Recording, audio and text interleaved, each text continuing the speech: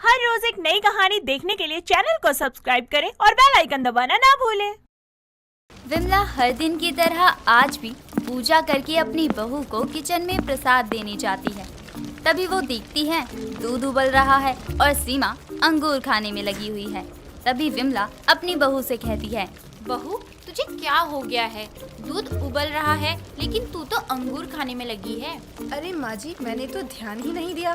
हाँ, क्यों देगी तू ध्यान? तुझे तो न जाने अंगूर से कितना प्यार है कि तू खुद को भी खतरे में डाल ले। माँ जी, इतना भी फेवरेट नहीं है कि मैं अपनी जान गवा दूं इस अंगूर के चक्कर में। तभी विमला किचन से चली जाती है। देर शाम विमला अपनी बहू सीमा को आवाज लगाती है, लेकिन सीमा नहीं सुनती। जिसके थोड़े समय बाद ही विमला सीमा के कमरे में जाती है और देखती है सीमा अपने कमरे में सामने फोन रखकर चश्मा चढ़ाकर किसी राजा महाराजा की तरह बेड पर लेटी हुई अंगूर खा रही थी।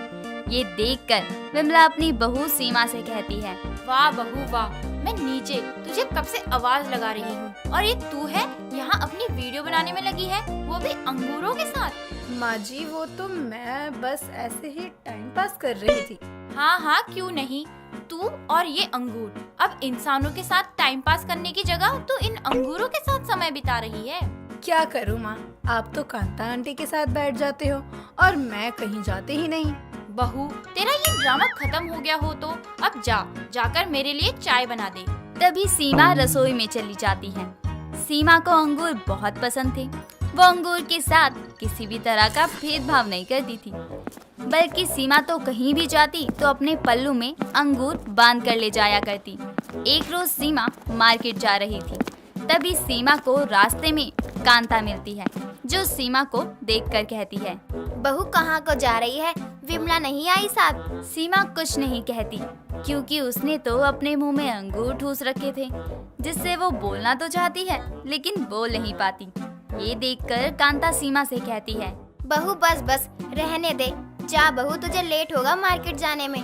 इतना कहकर कांता वहाँ से चली जाती है और जाते हुए मन में सोचती है, हे भगवान, कैसी है विमला की बहू, भूखी रास्ते में खाती हुई जा रही है, जैसे विमला इसे कुछ खाने को ही ना देती है।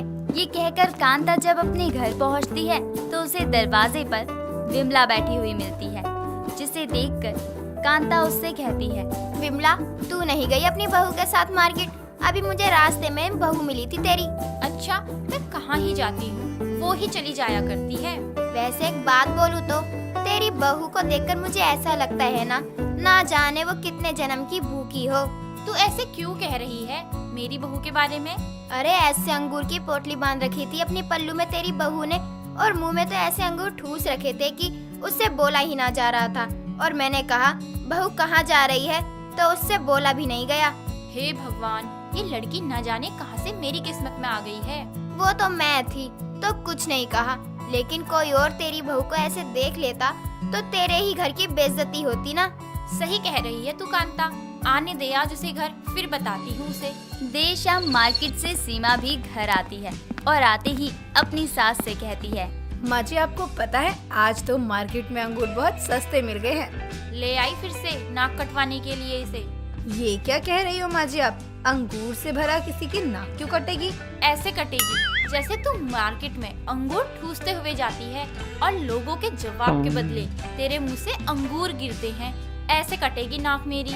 माँ जी अरे वो तो मैंने जैसे ही अपने मुंह में 4-5 अंगूर के दाने डाले, वैसे ही कांता आंटी ने मुझ पर एक के बाद एक सवाल के तोप दाग दिए। मैं क्या करती, और जब मैंने बोलने की कोशिश की तो मुंह से अंगूर गिरने लग गए। नहीं बहू, तू सही कह रही है, क्योंकि तुझे तो मैं घर में खाना पीना देती ही नहीं हूँ। माँ जी, तो उन्हें समझना चाहिए था ना कि मैं कुछ खा रही हूँ। वो क्यों सवाल किए जा रही थी? हाँ, क्यों नहीं। अब तेरे खाने के बाद ही तुझसे सवाल जवाब करे, यही चाहती है ना तू तो। इसमें मेरी कोई गलती नहीं है।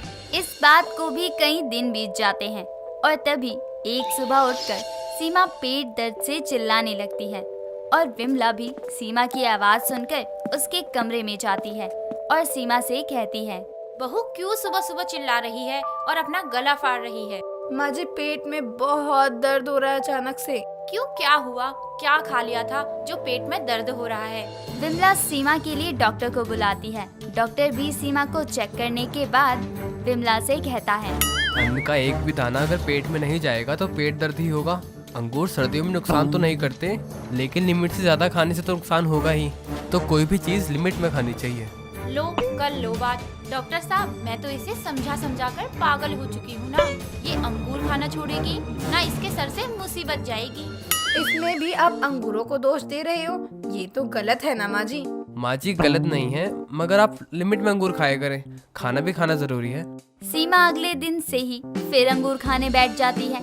ये देखकर विमला अपनी बहू से कहती है, बहू तू नहीं सुधरेगी, चाहे जो हो जाए।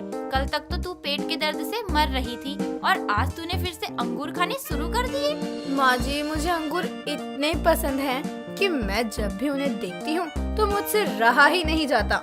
देर शाम सीमा मार्केट के लिए निकलने लगती है, लेकिन इस बार भी वो अपने पल्लू में अंगूर की पोटली बांधे हुई थी, जिसे देखकर विमला सीमा से कहती है, तूने तो सर्दियों में भी मेरी नाक में दम कर दिया है, वो भी इन अंगूरों के चलते। क्यों बहू, तुझे समझ क्यों नहीं आती कोई भी चीज? माँ जी, आकर आपसे बात करती हूँ, अभी मार्केट के लिए लेट हो रही हूँ। इतना कहकर सीमा मार्केट के लिए घर से निकल जाती है। तभी वो मार्केट पहुंचकर फल की रेडी पर जाकर अंगूर के 2-4 दाने तोड़कर खाने लगती है। ये देखकर फल वाला सीमा से कहता है, आप लग तो अच्छी घर से रही है, लेकिन आपकी हरकत राम राम। ओ हेलो, कहना क्या चाहता है? मैं ऐसे वैसे घर से हूँ, 2 ही तो अंगूर लिए हैं और तूने इतने में ना जाने क्या क्या कह दिया। मैडम जाओ ना अभी यहाँ से, धंधे के समय काहे को किरकिर कर रही हो। हाँ हाँ, जा रही हूँ, चल अपना काम कर। ये कहकर सीमा अंगूर के 3-4 दाने और तोड़ते हुए वहाँ से जाने लगती है।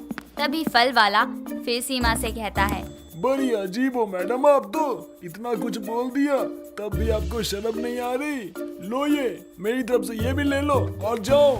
अरे भला आदमी है रे तू, चल अब मैं जाती हूँ, तेरे धंधे का समय है ना। जैसे ही सीमा मार्केट से निकलकर अपने घर जाने लगती है, वैसे ही वो नोटिस करती है कि कोई उसका पीछा कर रहा है। तभी सीमा रुककर उस अनजान शख्स से कहती है, मैं तुम्हें काफी समय से देख रही हूँ, तुम मेरा पीछा काफी समय से कर रहे हो। ऐसी क्या बात है जो तुम मेरा पीछा कर रहे हो? मैं तेरा इसलिए पीछा कर रहा हूँ क्योंकि मेरे को तू पसंद आ गई है रे। चुप कर, चोर सी शक्ल का। जाता है कि नहीं यहाँ से, वरना मैं चिल्ला दूंगी। चिल्ला कर तो दिखा। चल निकाल अपना फोन और पर्स और हमारे हवाले कर और चुपचाप निकल जाए यहाँ से। भैया भैया मुझे छोड़ दो, मैं आपको देती हूँ ना पर्स, फोन, सब ले लो मुझसे मेरा, पर मुझे कुछ मत करना, मेरे छोटे छोटे बच्चे हैं। इतना बोलकर सीमा अपने साड़ी के पल्लू में बंधे अंगूरों की पोटली खोलकर 2-4 अंगूर चोर के आंखों पर मारती है, जिससे उसे कुछ दिखाई नहीं देता और वो जोर से चिल्लाता है, कहाँ है तू? आज तू कहीं जा नहीं सकती, मैं यहाँ तेरे को छोड़ेगा नहीं। इतने में सीमा वहाँ से भाग जाती है और भागते हुए घर पहुँचती है। विमला भी अपनी बहू को हाफता हुआ देखकर उसे कहती है, बहू तुझे क्या हुआ, क्यों हाफ रही है, भाग कर आई है क्या? हाँ माँ जी, भागते हुए आई हूँ। आपको पता भी है मेरे पीछे एक चोर पड़ गया था और मुझसे मेरा फोन पर्स छीनने की कोशिश कर रहा था, वो भी चाकू दिखाकर। हे भगवान, बताओ आजकल का समय कितना खराब हो गया है, घर से अकेले निकलना भी सही नहीं है। आज तो वो मुझे मार ही डालता अगर मेरे अंगूर मेरे साथ ना होते तो। ये मजाक का समय नहीं है, मुझे ये बता कि कैसे भाग कर आई तू उस चोर से, कहीं वो पीछे पीछे घर तक तो नहीं आ गया ना? माँ जी, मैं सच कह रही हूँ, अंगूर ने ही मेरी जान बचाई है। सीमा बहू, ये तू क्या कह रही है, कहीं चोट तो नहीं आ गई? बहकी बहकी बातें कर रही है। माँ जी, मुझे कोई चोट नहीं आई और न ही मैं कोई बहकी बहकी बातें कर रही हूँ। तो अंगूर ने तेरी जान कैसे बचाई, बोल ना।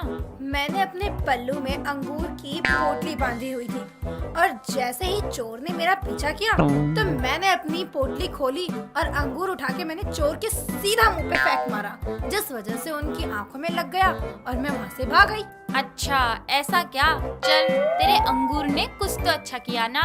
अंगूर की वजह से सीमा की जान बच गई, यही सोचकर विमला चैन की सांस लेती है। दोस्तों, अगर आपको ये कहानी पसंद आई तो इसे लाइक करें, शेयर करें और कमेंट करके बताएं कि कहानी में आपको सबसे अच्छा क्या लगा।